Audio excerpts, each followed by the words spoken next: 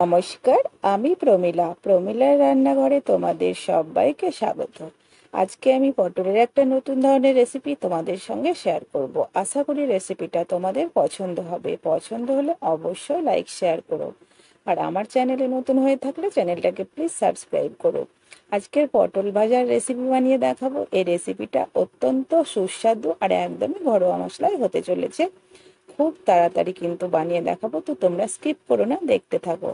তো এই রেসিপিটা বানানোর জন্য এখানে দেখো পটল আর আলু কেটে নিয়েছি।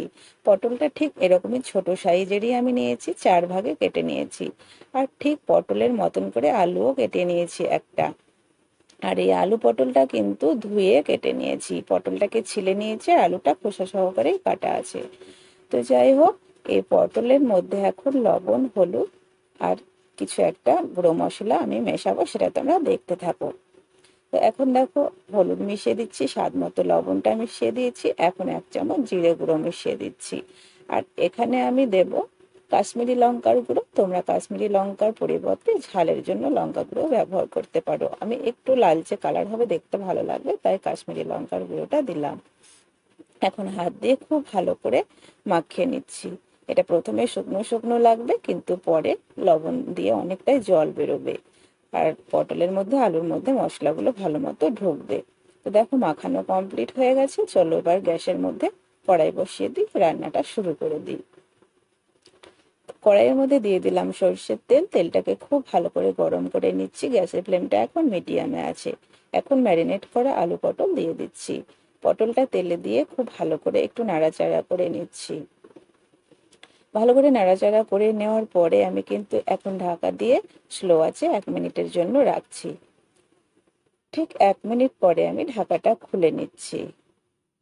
ঢাকা খুলে নিয়েছি, এবার আবারও নাড়াচাড়া করে দিচ্ছি। আর এই পটলটা যাতে ভালো মতো সেদ্ধ হয়, তার জন্য যে পাত্রে পটলটা ম্যারিনেট করেছিলাম সেই পাত্রটা ধুয়ে আমি অল্প একটু জল দিয়ে দিচ্ছি।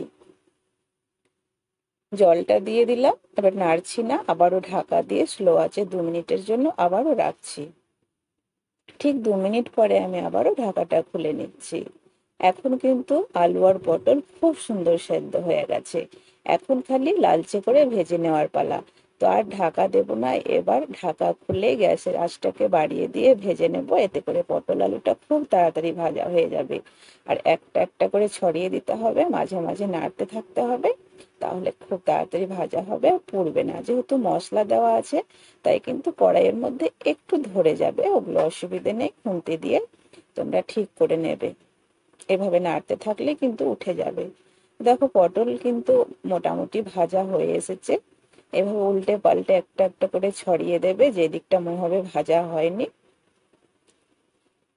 এখন কিন্তু দেখে বুঝতে পারছো, ঠিক এরকমই ভেজে নিতে হবে, এর থেকে আর বেশি ভাজছি না। এখন কিন্তু আমি এই পটলটাকে আর আলুটাকে উঠিয়ে নেব। খুব সহজ, কিন্তু খেতে দারুণ। বন্ধুরা অবশ্যই বাড়িতে বানাবে, দেখবে সকলেরই পছন্দ হবে। একঘেয়েমি পটল না খেয়ে মাঝে মাঝে এরকম করে বানাবে, মুখের স্বাদ কিন্তু পাল্টে যাবে। যাই হোক, পটল আলুটাকে উঠিয়ে নিয়েছি। ওই কড়াইয়ের মধ্যে আমি দিয়ে দিচ্ছি আরো খানিকটা তেল, 2টো শুকনো লঙ্কা দিচ্ছি, একটু নাড়াচাড়া করে নিচ্ছি। এবার আমি দিয়ে দিচ্ছি একটা বড় সাইজের পেঁয়াজ কেটে নিয়েছি, আর 2টো কাঁচা লঙ্কা দিচ্ছি। যেহেতু আমি ঝালের জন্য লঙ্কা গুঁড়ো ব্যবহার করিনি, আমি এখানেই লঙ্কা দিয়ে দিলাম। তোমরা ঝালের জন্য লঙ্কা গুঁড়ো ওখানে মাখিয়ে নিতে পারো আলু পটলের মধ্যে। তো পেঁয়াজটাকেও কিন্তু এখন হালকা লালচে করে ভেজে নেবো, একটা হালকা কালার আসা অবধি ভেজে নিতে হবে। গ্যাসের আঁচ বাড়িয়ে পেঁয়াজটা ভাজবে, তাহলে খুব তাড়াতাড়ি ভাজা হবে। আর পটলটা নেওয়ার চেষ্টা করবে যেন কচি পটল হয়। আমি কিন্তু কচি পটল নিয়েছি, দেশি পটল। তো পেঁয়াজটা দেখতে পেলে একটু হালকা কালার চলে এসেছে, তখনই আমি কিন্তু ভেজে রাখা আলু পটলটা দিয়ে দিলাম। আলু পটল দিয়ে কিন্তু ভালো করে নাড়াচাড়া করে নিচ্ছি। গ্যাসের ফ্লেমটা মিডিয়ামে রেখে এখন এভাবে অনবরত নাড়াচাড়া করে নেব। মোটামুটি 1 আধ মিনিট মতো ভেজে নিতে হবে। লবণটা চেক করে নেবে, যদি মনে হয় লবণ কম তো লবণ দিয়ে দিবে। তো আমার একটু লবণ কম আছে, তাই লবণ দিয়ে দিলাম। লবণ দিয়ে খুব ভালো করে আবারও একটু নেড়ে দিচ্ছি, লবণটা যাতে গলে যায়। তো আমার কিন্তু এই আলু পটল ভাজাটা একদম কমপ্লিট হয়ে গেছে। আশা করি তোমাদের ভালো লাগলো। ভালো লাগলে লাইক শেয়ার করো। এখন গরম গরম ভাতের সাথে খাওয়ার পালা।